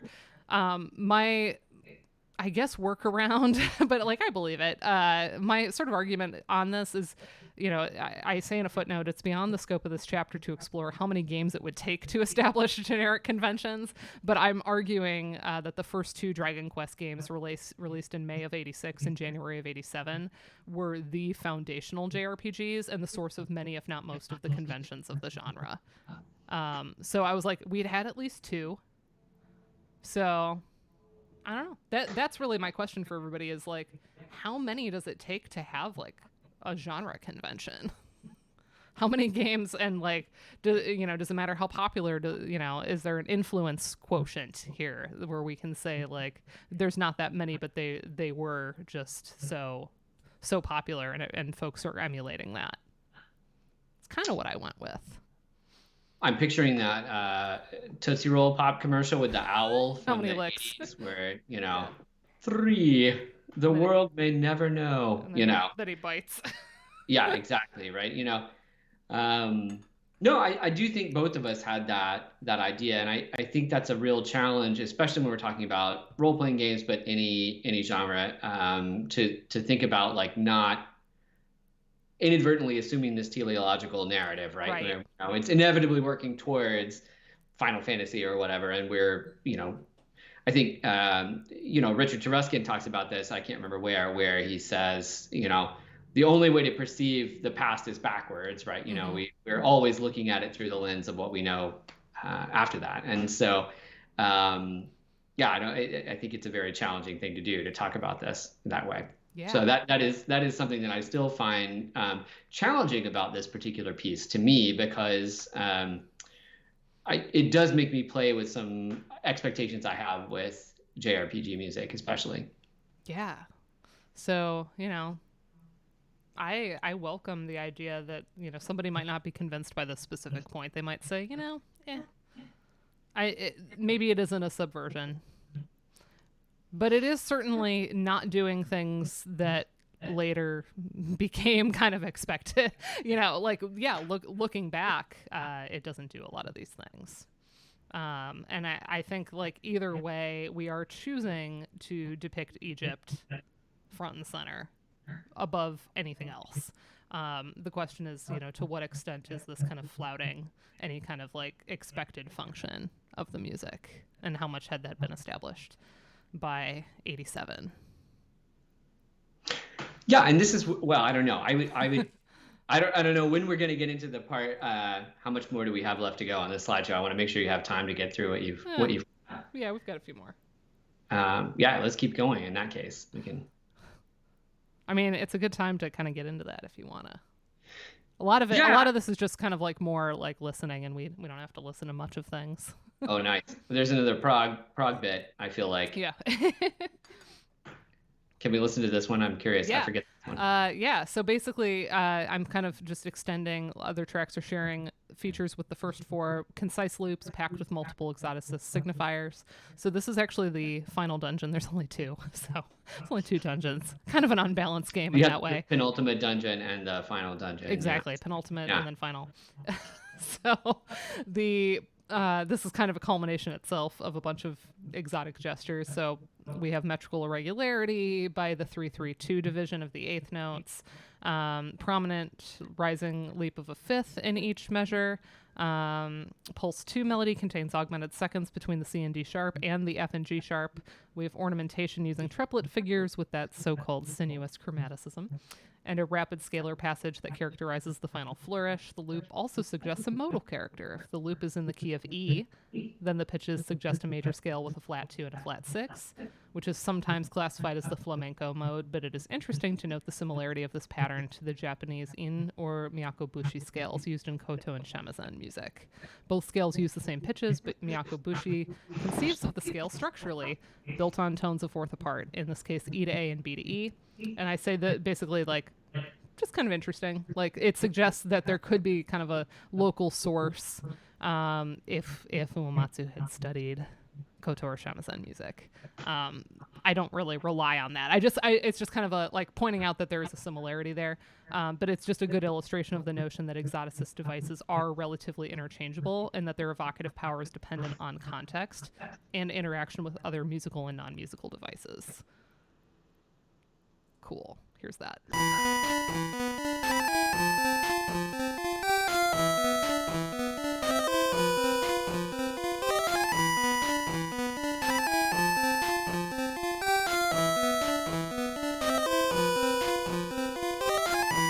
I like that one a lot. It's like it's got a good groove to it. Well, yeah, and I do feel like that, 3+3+2 pattern is again sort of, I would associate that with a Uematsu kind of boss theme or battle theme or something like that. So yeah, kind of interesting with the added exoticism on top. Mm-hmm. And I think it's maybe not fast enough to read as boss music, like in the way that like those proggy boss themes tend to be like much more energetic. This one's kind of laid back, like it's still exploratory, right? Right, agreed. Because we're exploring the goddess temple. Oh yeah, so then I get to my DC Parker reference. Exoticism is an accretion. It was 1917. I think I said 15 earlier, so I was off. We always layer together a bunch, and even we can add more gestures to what's considered exotic over time, but we tend to not get rid of any of the old ones. We just keep adding on. And then the more that you use, the more likely it is to be intelligible as such. And then the combination with other elements in the gameplay and things like that. But one has to acknowledge, like, is the whole score like exactly like this? So I do note there's kind of two moments that I sort of say this isn't just Japan borrowing directly from Western exotic portrayals of Egypt. So I suggest that these are exceptions that prove the rule of exoticism. They're moments of rupture, which maybe have some destabilizing potential, but I think they prove the rule. So the end credits to me actually starts with the melody from the title screen, and to me it kind of takes on like a military procession vibe. Like I'm picturing it like approaching from afar, kind of coming out. And then the B section actually, for whatever reason, and y'all can tell me you don't hear this at all, it reminds me a lot of measures 27 to 34 of Liszt's Hungarian Rhapsody number 2 in C sharp minor. I say it's more reminiscent of Rhapsody than of Ramses. That was another cute Egyptianism that they let me keep in. So there's some repetitive rhythms, there's an ostinato, but I would say there's a lot less emphasis on kind of the like hitting you over the head with all the exotic elements than we saw everywhere else in the game.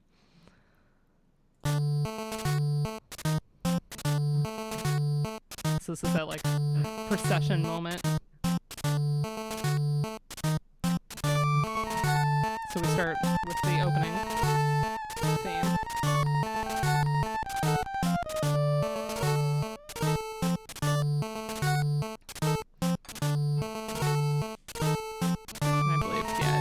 One more time, so let's see if I can jump. Now this is the section that reminds me of this.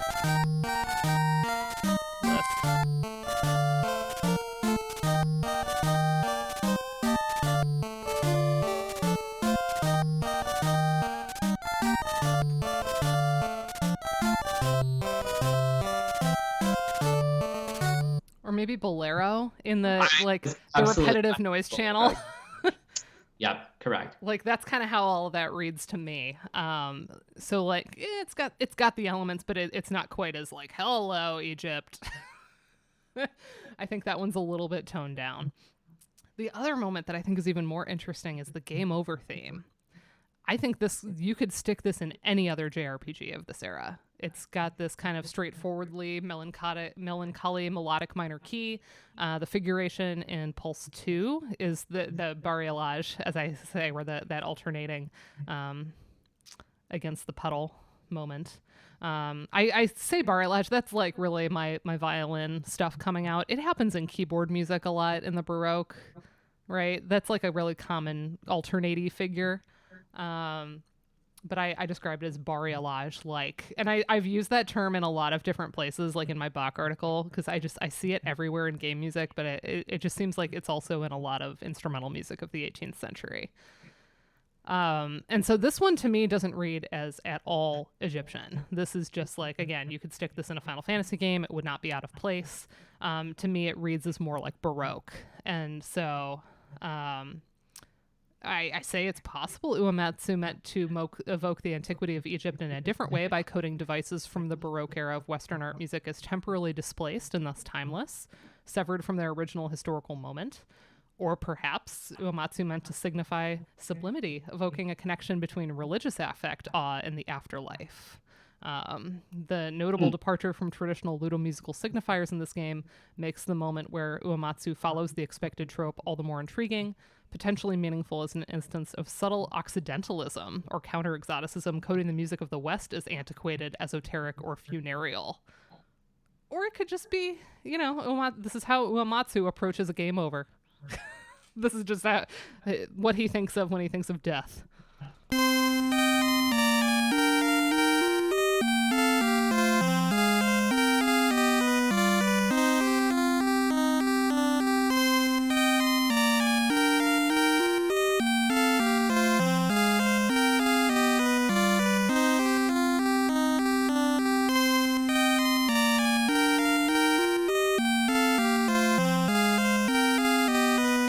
So just to compare that, here's the death theme also from, again, it's like I settled on Final Fantasy II and Dragon Quest III for whatever reason. I guess I didn't want to draw from too many. I was already drawing a lot of musical examples, but this is kind of similar in sound and affect.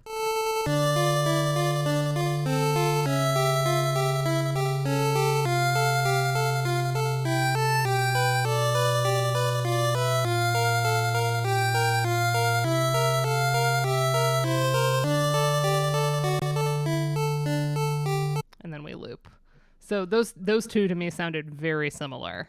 Mm-hmm. And that was one moment where I'm like, well, that ain't very Egyptian. At least it's not reading as Egyptian. So I sort of had to grapple with that moment. And then the weirdest moment in the whole score, the other one that's like kind of hard to fit into this box in some way, the underground portion of the Goddess Temple. So this is like as you get further into that final level, this is kind of the last big moment. This was a nightmare to transcribe, as you might be able to tell based on the image here. We have this kind of computerized sweep that happens, and the track registers as almost more of like a fearful sound effect, like an extended sound effect than as a melody. It's kind of a thematic fragment. We get a little slide, like an imitation of a slide, but it is not like a true portamento moment. It is actually like you can hear the distinct pitches. So we get kind of a slide, kind of a gliss. And then we get this kind of like, I described it as a nervous chortle and flurry of excitement cascading into nothingness. The approximation of a low rising glissando or chromatic ascent is unsettling. The precise, perfectly even pace of the pitch shift too exact to come across as a true glissando. The track evokes the player's descent into darkness, a loss of coherence, of geographic specificity, of intelligibility, of music itself. It's a big claim.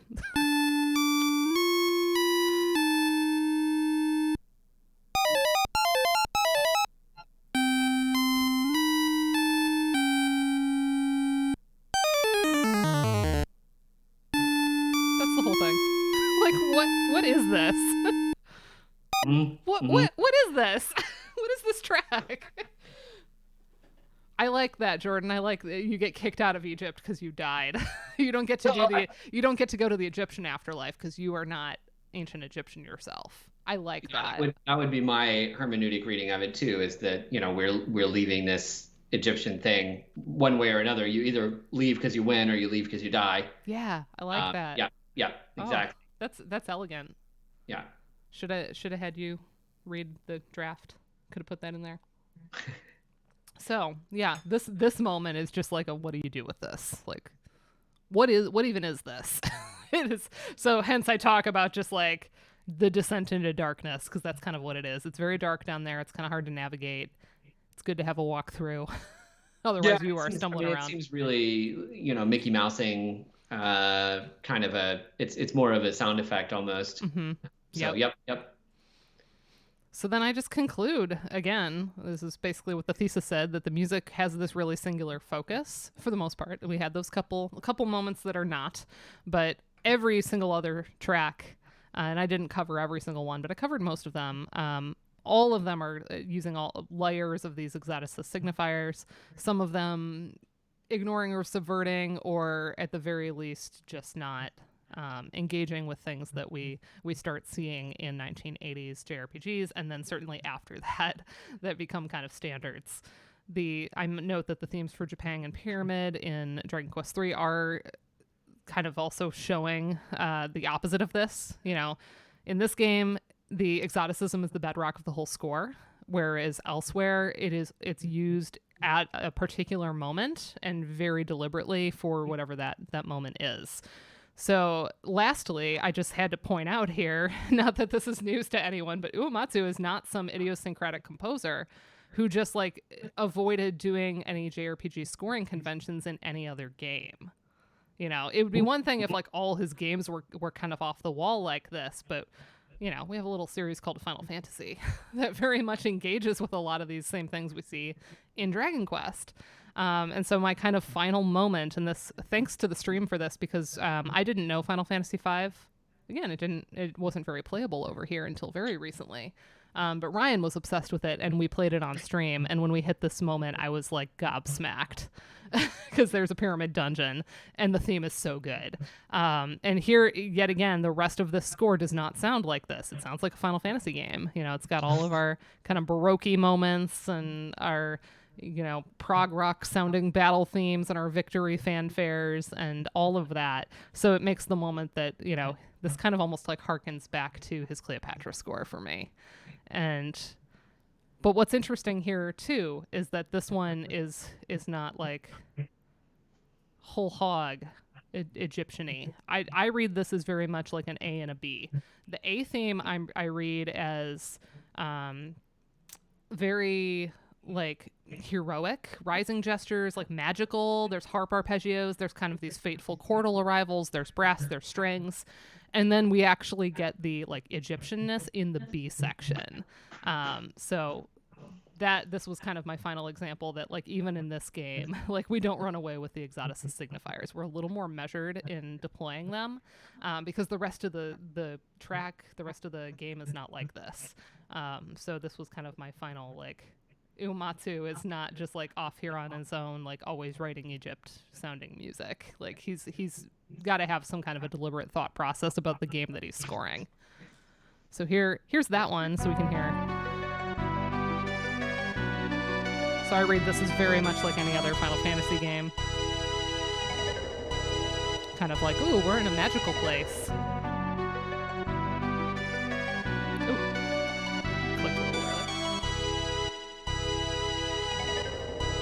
Now we get Egypt.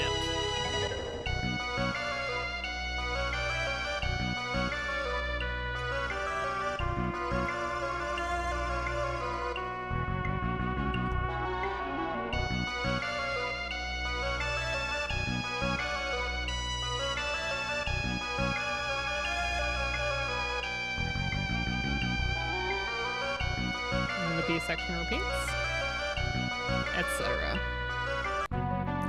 Stop. Oh my goodness, dudes. Hold on.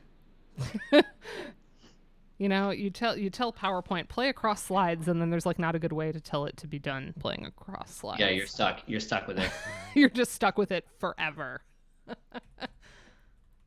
So, okay, so Dana, that's basically here's it.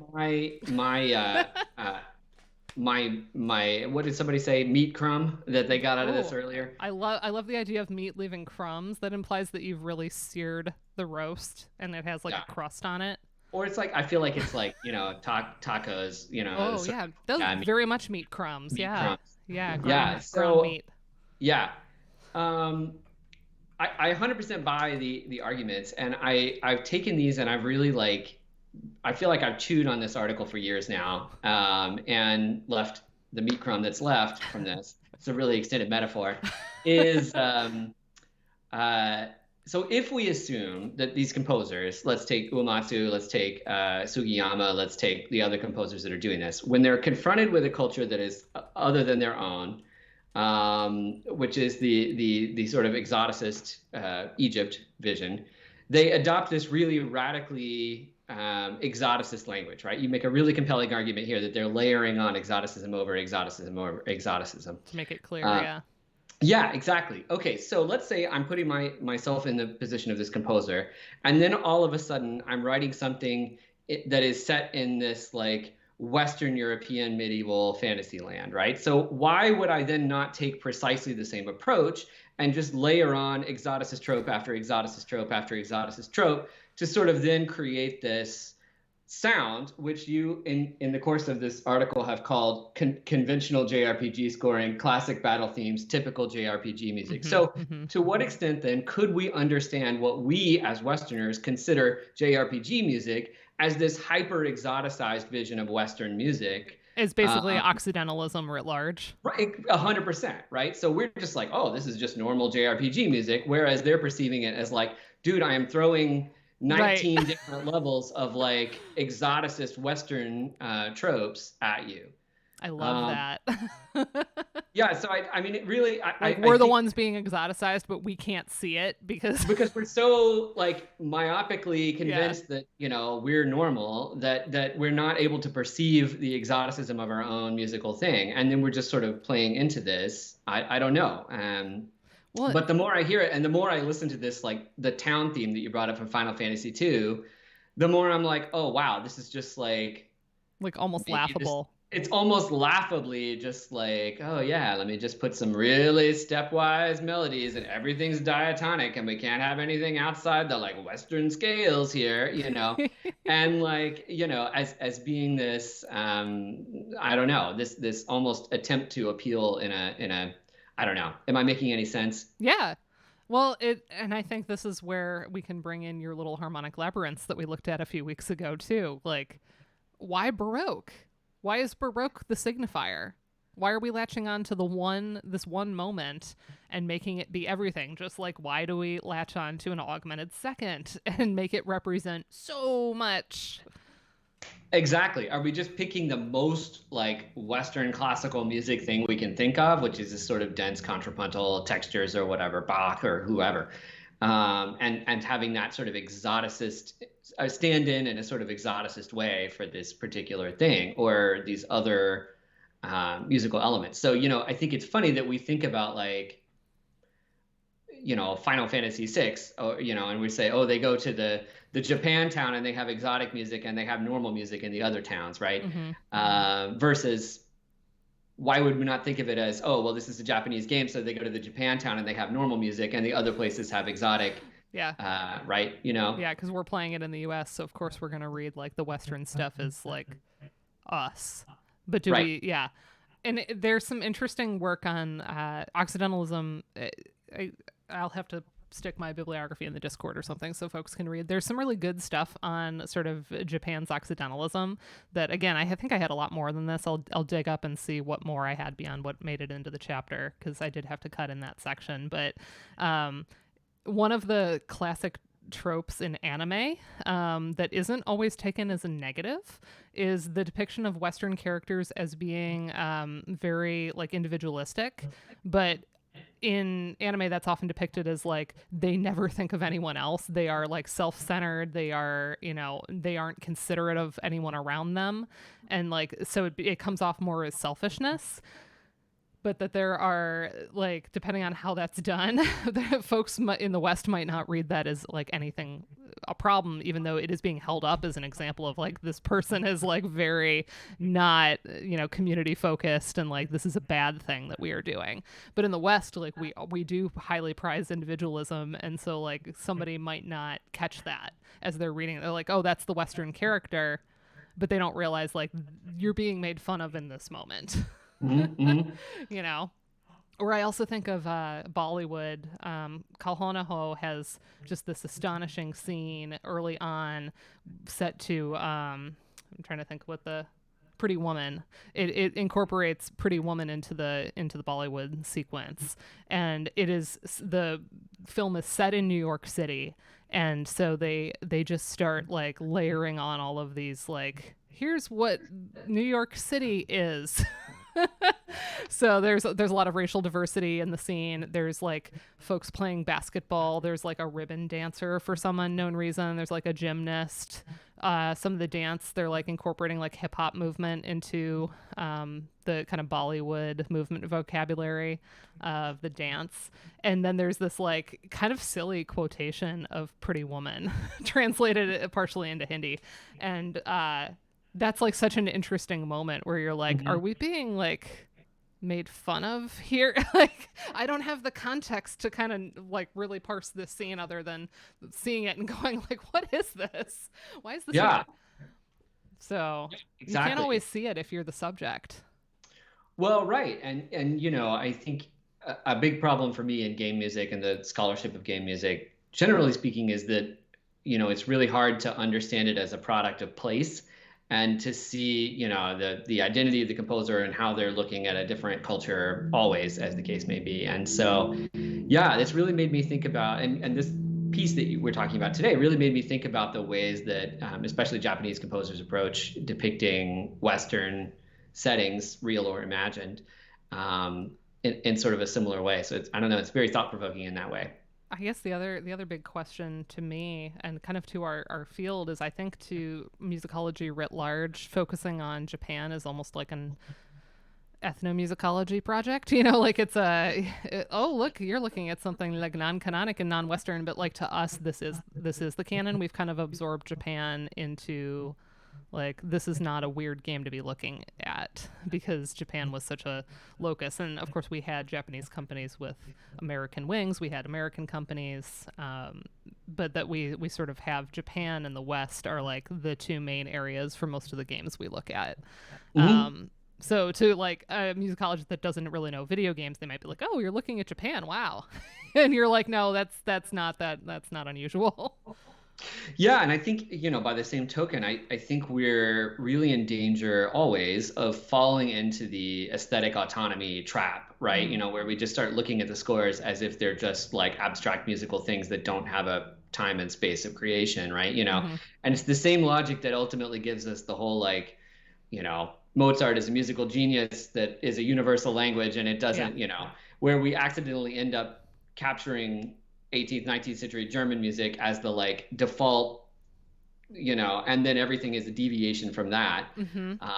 When we're talking about RPGs, have we sort of taken this Japanese composers looking at the West as this sort of like default musical language, and then everything else is somehow a deviation from that, which is kind of a weird thing to take, if that makes sense. And then what do we do with, you know, fighting games? What do we do? You know, these other genres have very different scoring conventions that are not kind of building on this like this Baroque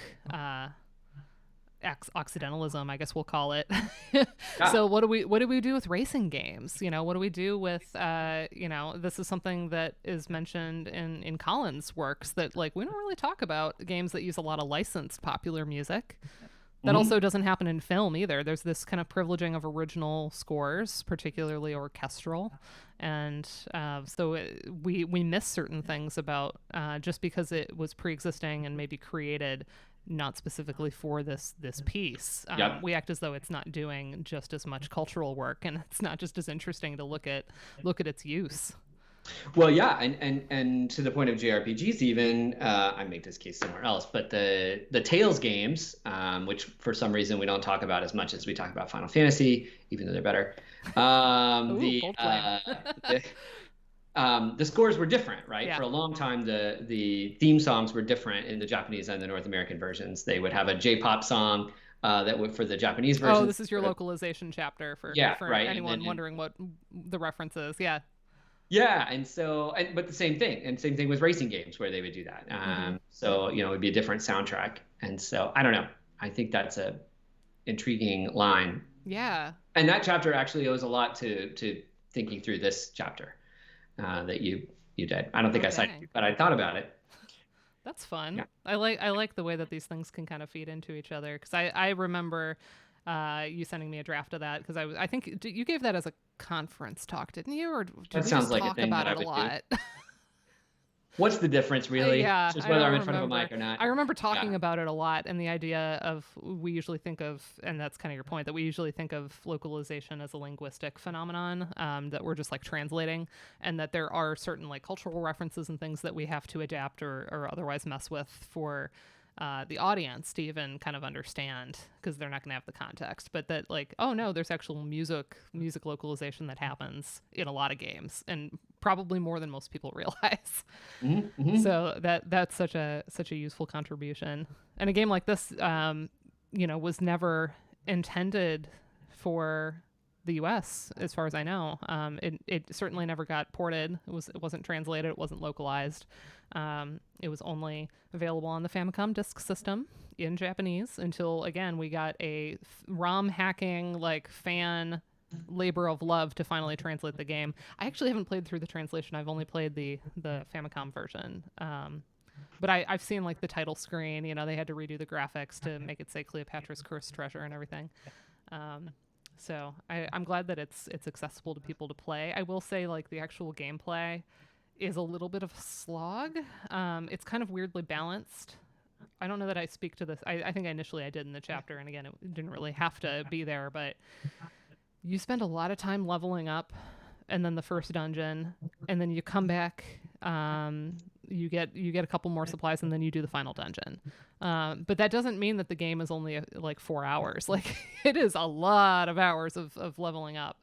I think I leveled up to like 11 out of the possible 13 levels that you can get in the game before I even like had done the first dungeon. And that was just to kind of complete that one. And it's this big tower, and you go up all the rooms, and then the second one feels like a lot smaller in comparison. So it's kind of weirdly balanced. And you don't gain any other characters. It's just Daisuke Kusano chasing after Dad. So yeah, the whole game is just So like kind of a weird experience to play. Dragon Quest One a little bit, where there's just one character, and Yeah. yeah. And do I remember correctly that it's more like, Wizardry or Ultima in some respects, in terms of the gameplay, maybe than we would think of for JRPG? Yeah. Yeah. Like, what does the screen look like? The Remind me, screen. like the full screen. Yeah, the screen. So this is the image here is the top left corner. So let me just pull one of the other, like a full one from my Cleopatra moment here, so we can see if I just throw this on here. Oh, I guess that works too. So. Oh, gotcha. Yeah. So we have our menu here with the things that we're doing, and then we have dialogue, descriptive text at the bottom. But yeah, it almost reminds me of like Deja Vu or like Shadowgate, like those. It's not point and click though. You don't have to like use the D-pad as like a mouse. So it's a little more navigable than that. But yeah, the actual like play area of the visual is mostly confined to the upper left corner here. So Gotcha. it is kind of like interestingly segmented. Huh. Yeah, it's kind of an interesting play experience. But Yeah. Well, thanks. I was so excited to like get to do some Egypt stuff. I don't think it's the end of that for me either. I think there's certainly a lot more games, and actually the stream team just got accepted to VGM Together, which is going to be in October, and we decided that we wanted to go with a popular enough series. Like, we did the FF7 remake last year, and that was pretty well received, where we each kind of had our own like little thesis within looking at the remake, and then we talked through it. This year, we decided to do the Assassin's Creed series, and partially because Karen has is it finally coming out? She's had an article or a chapter in the works on this for a really long time, where she's played most of them. So Karen's going to kind of speak to the earlier games, like the Ezio trilogy stuff.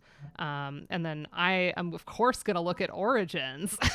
Right. So Obviously. I'll get to talk about like Egyptianness. There's some really interesting things with like the way synths are manipulated to create some of like the more uncanny sounds in that soundtrack. Hmm. So I think that's kind of a really sophisticated extension of this in the modern era. And then I think Ryan is planning to look at Odyssey just because that's a personal favorite of his. So he'll get to do the Greek version. There's some good literature that he can point to on Greekness in games too. All the stuff on Hades and is Well, it there was that talk from Nakvigam couple of years ago. So that's Stephanie Lynn that did that. yeah, I was Yeah. gonna say, isn't Stephanie Lynn has a new book, right? Is that am I getting that right? Karen, I know was looking at that book, so I think it's Stephanie, right? That did the book on Greekness. Correct me in the chat. I want to make sure I get that citation correct. But Yep, yeah, yep, there was a yep. whole session on Hades at Ludo this year. Yeah. Okay. It's coming out soon. Yeah. So there's like kind of work in the pipeline there. Not Greek. Oh, is it just like ancient world depiction? I don't remember. Anyway, I haven't that's seen it, great. obviously. I've only like heard snippets about this. So there's some interesting stuff coming up to kind of extend on this. But overall, I probably should have just called it Maho in the title. But other than that, I don't regret any of the logic to get to where I got to with it. Like none of it's wrong.